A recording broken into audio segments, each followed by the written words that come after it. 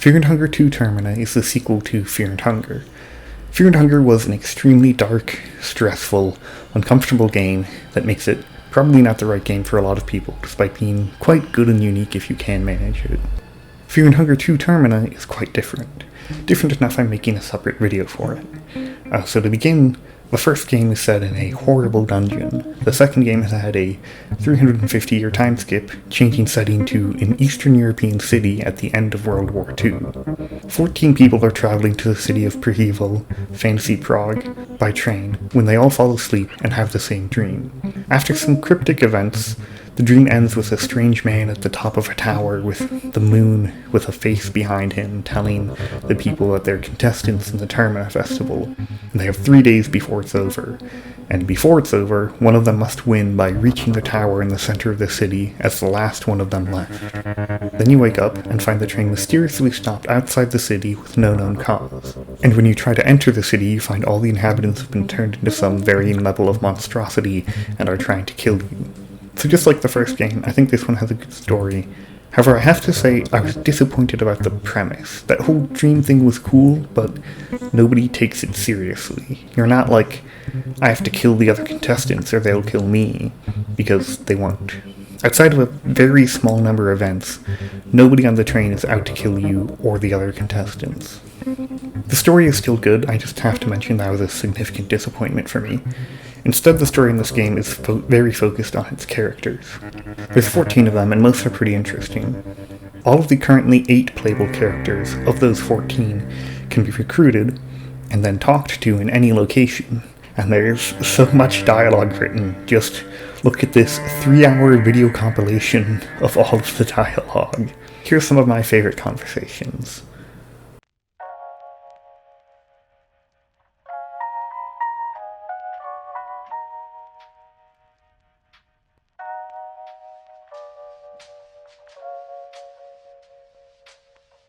Look at these two arguing. Now look at them talking over here.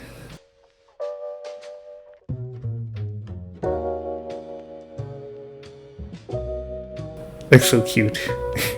It's been a long time since I felt like shipping characters from something I've seen or played, but, well, I read a 100,000 word fanfiction about these two in one day recently, so I guess it happened. You can also do stuff like hang out in this small jazz club with them, or get everybody together at the train. They're fun. All the characters are very fun. So in the previous video I followed the story with content warnings, all of which are still present, but most of it to a lesser extent. Gore, mutilation, body horror, child abuse, nudity, sexual assault. I'd say it's at least less frequent in most categories, and less extreme in many of them too. Also very significantly, the general atmosphere is much less oppressive and stressful. Like, let's just compare this calm walk through a foggy forest, which might have some people that try to kill me, but they aren't too dangerous, to delving deeper into the dark dungeon of pain and misery with blood covering the walls and floors patrolled by giant monsters. There are times it can up those elements, like the first time Needles showed up. I was so scared I just left the city and didn't come back for hours. Or this area, which honestly I just hate the music of, it's really too much. Listen to this. Last time I went through here, I turned the music off and played Neko Arc sings Open Your Heart. I had a much better time. Or this place, which is a maze patrolled by an evil murder clown that will stitch your body into her horrible human centipede, and you have to try to avoid her through all these complicated pathways to get to a generator, and then go back out again. But mostly the game is less stressful. This also applies to the difficulty of the game. It's like got a more normal difficulty curve. In the first game, the first regular enemy you'll encounter can deal 40 damage, inflict bleed, and permanently remove an arm on your first turn. Then on the second turn, initiate a coin flip that if failed will result in them just instantly pummeling you to death.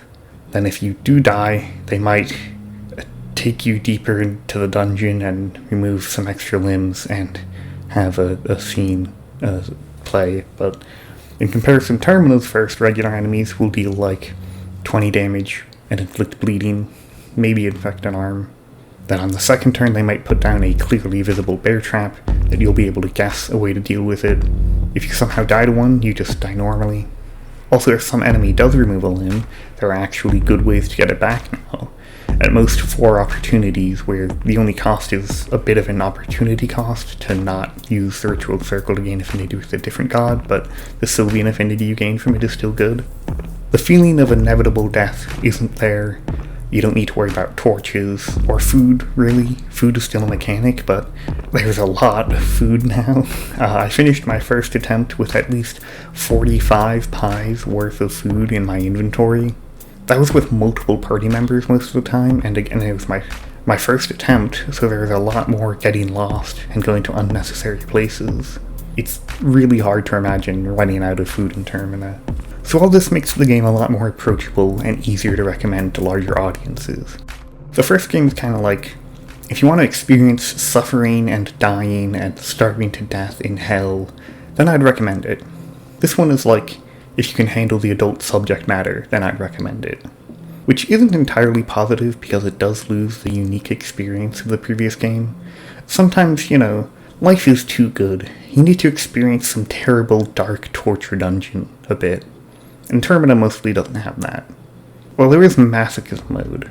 Masochism mode is really extreme, but that can't be done as a first playthrough. That's a challenge for experienced players. Anyway, what's the rest of the game like? It's pretty similar to the first, but for those that didn't watch that, it's an RPG Maker, but it's like a high-quality RPG Maker game with all unique assets and interesting gameplay. The enemies will have different body parts and they can have different attacks. So here's a pretty simple example. This villager is a sickle.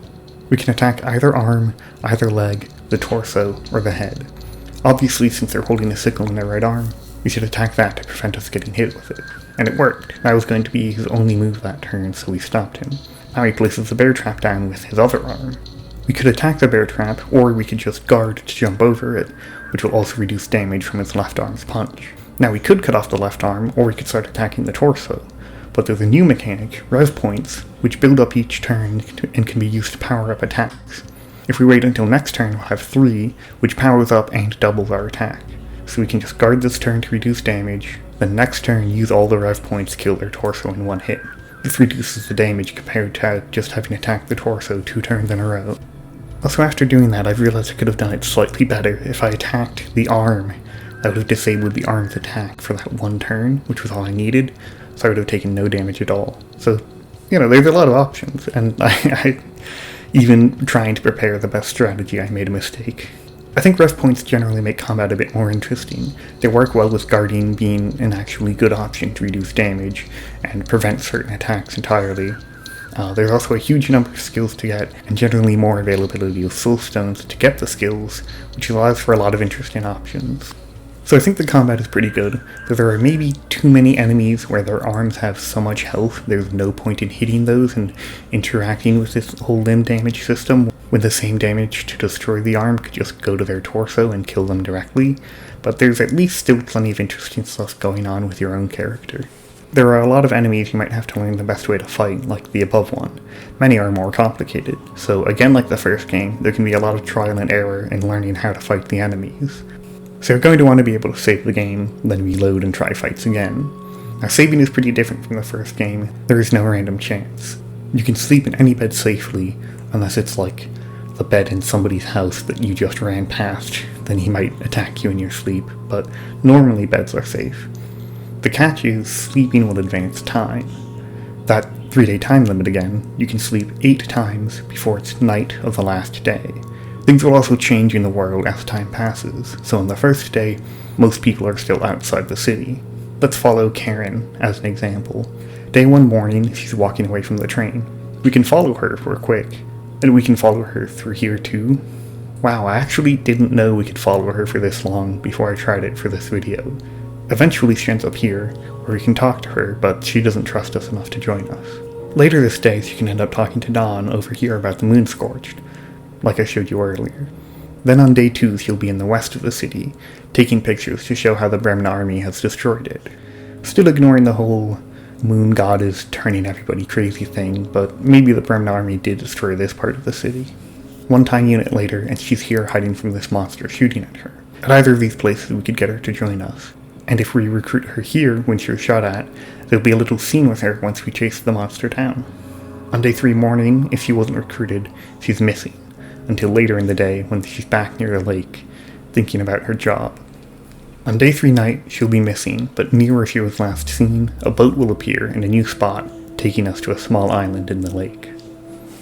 Now the possible issue with all this is that the map is pretty big, so a lot of it won't have anything going on between all the different times, and maybe you go to those areas at the wrong time and don't see anything. Sometimes characters will just disappear for significant lengths of time, or require specific knowledge to know how to find them, which is important since one of the main available goals is killing all of them.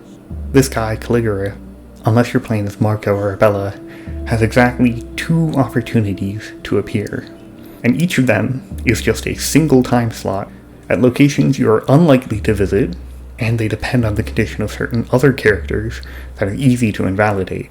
So trying to find the characters would be pretty frustrating without the wiki. I honestly just used it most of the time to find the other characters when I needed to.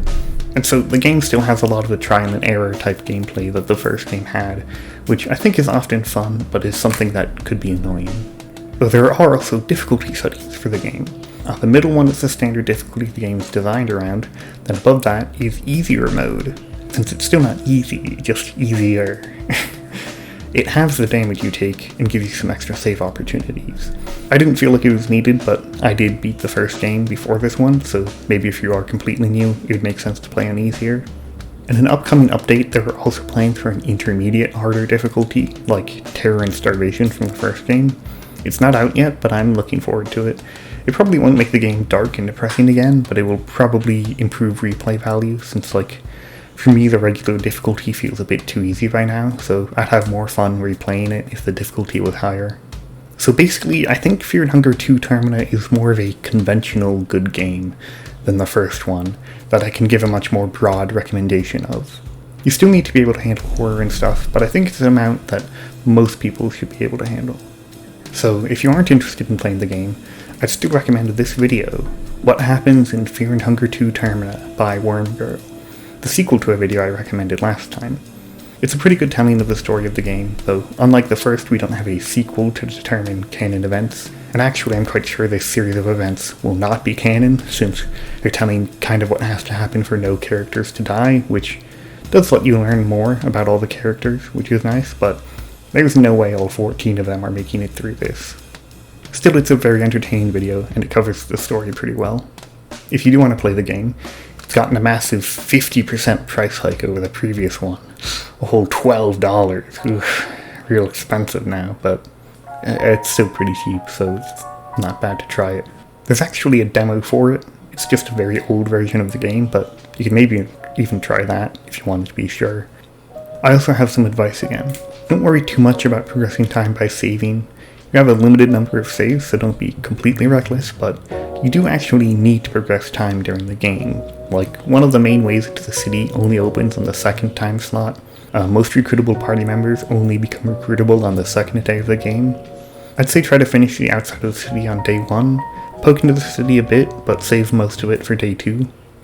Another somewhat common mistake is trying to save everybody on your first playthrough. You can't. I mean, it's possible. I've even done it, but not on your first playthrough. It requires making a very large amount of progress on the first time slot alone, and requires almost beating the game on just the first day. It also means not killing any of the other characters, which, when you do, will give you access to their skills, which will make the game easier, especially if they weren't a recruitable party member, like almost half of them are, so don't be afraid to kill them, really. The next one is maybe something you're supposed to figure out on your own, but it is very important to know. If you use a bone saw, which you can find in this basement early on, and cut the heads off of dead enemies, then sacrifice them at this circle you can find in the very same basement, it gives you soulstone shards, which you make into soulstones, then use those to gain skills. This is the main way to gain new skills, so it's pretty important to know. Oh, also, if you hold W, it fast forwards text, which is very useful for redoing things you've already done. And if you press T, it automatically opens Party Talk, which is a lot nicer than going into the skills menu to do it. And you can look at things diagonally, like opening this barrel. Very useful.